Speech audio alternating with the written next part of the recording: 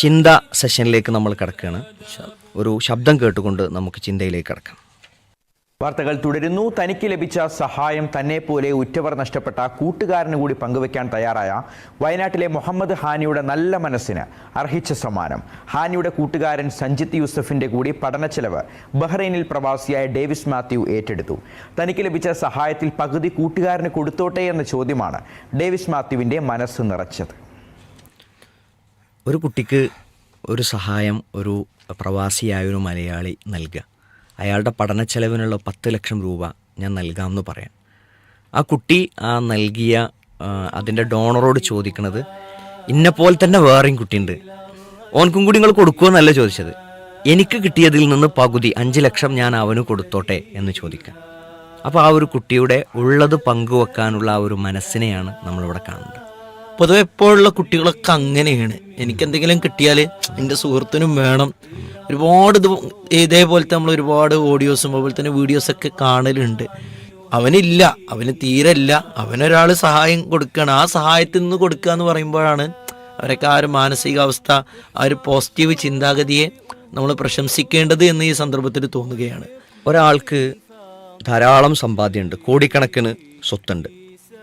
ആ കോടിക്കണക്കിന് സ്വത്തിൽ നിന്ന് അയാൾ അതിൻ്റെ ഒരു അല്പഭാഗം അയാൾ ചെലവഴിക്കുകയാണ്. ഒരു 1000 രൂപ അയാൾ ഒരു സംഭാവന ചെയ്യണം. എന്നാൽ സാധാരണ കൂലിവേല ചെയ്ത് ജീവിക്കുന്ന, അല്ലെങ്കിൽ സാധാരണ ഒരു ഉദ്യോഗസ്ഥനായ വലിയ വരുമാനമൊന്നുമില്ലാത്ത ഒരു ജോലിക്കാരൻ, അയാളുടെ വരുമാനത്തിൽ നിന്ന് പിടിച്ചു വെച്ച് ഒരുക്കുകൂട്ടി എന്തെങ്കിലും സംവിധാനത്തിലേക്ക്, സംരംഭങ്ങളിലേക്ക്, അല്ലെങ്കിൽ ആളുകളുടെ ഭക്ഷണത്തിലേക്കൊക്കെ ഒരു 1000 രൂപ കൊടുക്കുന്നു. രണ്ടും തുല്യമാകും.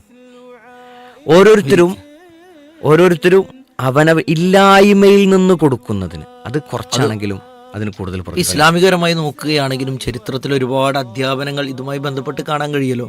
സഹാബത്തൊന്നും ഭൂരിപക്ഷം സഹാബത്തും വലിയ സമ്പന്നരായിരുന്നില്ല എന്നുള്ളതാണ്. ഉള്ളതിൽ നിന്ന് കൊടുത്ത ആ ചരിത്രങ്ങളൊക്കെയാണ് പലപ്പോഴും നമുക്കൊക്കെ വലിയൊരു മോട്ടിവേഷൻ നൽകൽ. റസൂൽ എൻ്റെ അടുത്ത് ഇതേ ഉള്ളൂ, ഇത് ഞാൻ കൊടുക്കാൻ തയ്യാറാണ്. അപ്പം അതൊക്കെയാണ് ഈ ഒരു ഇത്തരത്തിലുള്ള വാർത്തകൾ വരുമ്പോൾ നമുക്ക് അത്തരം ചരിത്രങ്ങളാണ് ഓർമ്മയിൽ വരുന്നത് എന്നുള്ളത്. ഈ യുദ്ധസമയം, അത് തബൂക്ക് യുദ്ധസമയമാണെന്നാണ് എൻ്റെ ഓർമ്മ. തബൂക്ക് യുദ്ധത്തിൻ്റെ സമയത്ത് ഏറ്റവും അധികം മുസ്ലിം സൈന്യം വളരെ പ്രയാസം അനുഭവിച്ച സമയമാണ്. നല്ല ചൂടുള്ള സമയമാണ്, ദാരിദ്ര്യത്തിൻ്റെ സമയമാണ്. ആ സമയത്താണ് ഉമർ ബിൻ ഖത്താബ് റളിയല്ലാഹു അൻഹു തൻ്റെ സ്വത്തിൻ്റെ പകുതി സ്വത്തുമായി നബി സല്ലല്ലാഹു അലൈഹി വസല്ലമയെ കാണാൻ വേണ്ടി വരുന്നത്. നബി സല്ലല്ലാഹു അലൈഹി വസല്ലമയുടെ അടുത്ത് കൊടുക്കുമ്പോൾ അദ്ദേഹം വിചാരിക്കുന്നത്, ഞാനാണ് ഏറ്റവും കൂടുതൽ കൊടുക്കുക എന്നുള്ളതാണ്. അബൂബക്കർ റളിയല്ലാഹുവിനുമായി അദ്ദേഹം ദാനം ചെയ്യുന്നതിൽ മത്സരത്തിലാണ്. അപ്പോഴാണ് സിദ്ദീഖുൽ അക്ബർ റളിയല്ലാഹു തആല അൻഹു തൻ്റെ വളരെ ചെറിയ ഒരു കിഴിയുമായി, വളരെ കുറച്ചുമായി വരുന്നത്. ഉമർ ബിൻ ഖത്താബ് റളിയല്ലാഹു അൻഹുവിനോടുള്ള ചോദ്യം, വീട്ടിൽ എന്ത് ബാക്കിയുണ്ട്? വീട്ടിൽ ഇതുപോലെ പകുതി ബാക്കിയുണ്ട്. അബൂബക്കർ റളിയല്ലാഹുവിനോട് ചോദ്യം, വീട്ടിൽ എന്താ ബാക്കിയുള്ളത്? അള്ളാഹിന്റെ റസൂലും മാത്രം ബാക്കിയുണ്ട്. ഇവിടെ നമ്മൾ ശ്രദ്ധിക്കേണ്ടത് ഒരു പ്രവാചകന്റെ മുന്നിൽ വലിയ ആളാവുക എന്നുള്ള ലക്ഷ്യമൊന്നും ആയിരുന്നില്ല. അള്ളാഹിന്റെ മുന്നിൽ വലിയ ആളാവണമെന്ന ലക്ഷ്യമായിരുന്നു ഇതിനേക്കൊക്കെ എത്തിച്ചത് എന്നുള്ളതാണ്. തനിക്കുള്ളത് മറ്റൊരാൾക്ക് പങ്കുവെക്കുക. അപ്പോൾ അറബിയിൽ സ്കൂളിലൊരു പാഠപുസ്തകത്തിൽ ഒരു കവിതയിലൂടെ ഈ ഒരു ആശയം കുട്ടികൾക്ക് പകർന്നു കൊടുക്കുന്നുണ്ട്. തനിക്കുള്ളത് പങ്കുവെക്കാൻ മനസ്സു കാണിക്കുന്നവൻ എന്നാണ് ഒരു കുട്ടിയെ, നല്ല ഒരു സ്വദീഖുൽ മുഖ്ലിസ്, ഒരു നല്ല ഒരു ഇഖ്ലാസുള്ള ഒരു കുട്ടി, ഒരു കൂട്ടുകാരൻ, അവൻ്റെ സ്വഭാവമാണെന്നാണ് ഉള്ളത് പങ്കുവെക്കുക എന്നത്. ഇത് ഏതോ ഒരു ആൾക്ക്, അല്ലെങ്കിൽ അവൻ്റെ ഒരു കൂട്ടുകാരൻ, പരിചയപ്പെട്ട ഒരു കൂട്ടുകാരന് വേണ്ടി ഉള്ളതിൽ നിന്ന് പങ്കുവെക്കുക എന്നുള്ള ശീലം, ഇത് യഥാർത്ഥത്തിൽ കൂട്ടുകാർക്കിടയിൽ മാത്രം ഒതുങ്ങേണ്ട ഒന്നല്ല. നമ്മുടെ കുടുംബത്തിൽ ഇപ്പോൾ ഞാൻ എൻ്റെ ഒരു സുഹൃത്തിനോട്, പിന്നെ അദ്ദേഹത്തിന് 2-3 കുട്ടികളുണ്ട്. ഓക്കെ, അപ്പോൾ എനിക്കൊരു കുട്ടിയാണുള്ളത്. അപ്പോൾ ഞാൻ അദ്ദേഹത്തോട്, ഈ കുട്ടികൾ 2-3 ആകുന്ന സമയത്ത് നിങ്ങൾ ആദ്യം ചെയ്തിരുന്ന ഒരു മിസ്റ്റേക്ക്, അത് പിന്നീട് തിരുത്തിയത് എന്താണ് എന്ന് അദ്ദേഹത്തോടൊന്ന് ഞാൻ ചോദിച്ചു.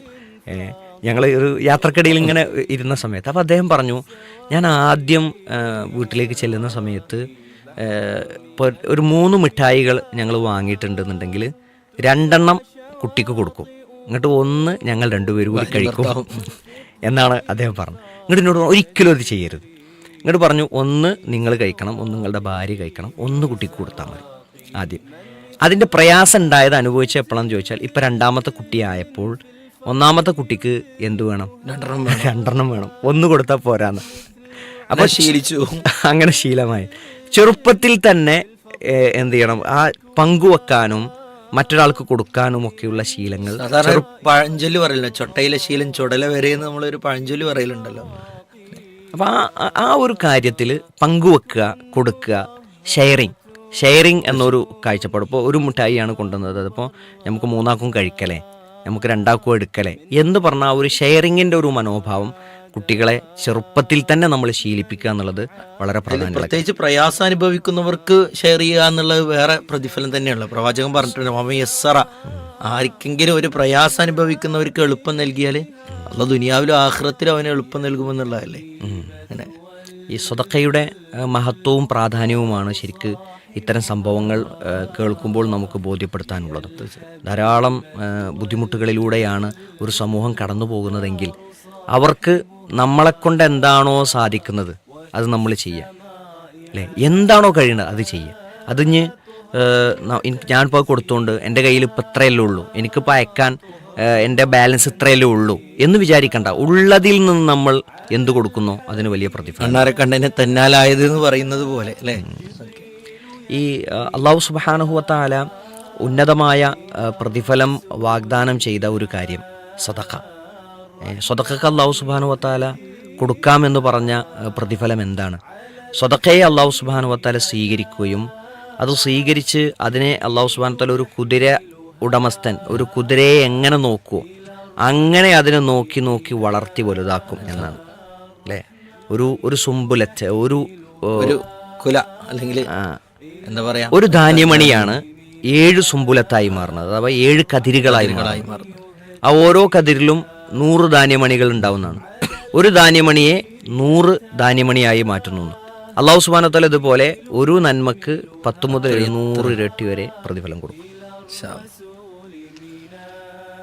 ഓക്കെ, അപ്പോൾ നമുക്ക് ഈ ഒരു ചെറിയൊരു വളരെ സെക്കൻഡുകളുള്ളൊരു ചിന്തയാണെങ്കിലും നമുക്ക് ഒരുപാട് വലിയ അനുഭവങ്ങളും ചിന്തകളുമാണ് ലഭിച്ചത് എന്നുള്ളതാണ് ഈ ഒരു ചിന്തയിലൂടെ കിട്ടിയ വലിയൊരു ഉപകാരം.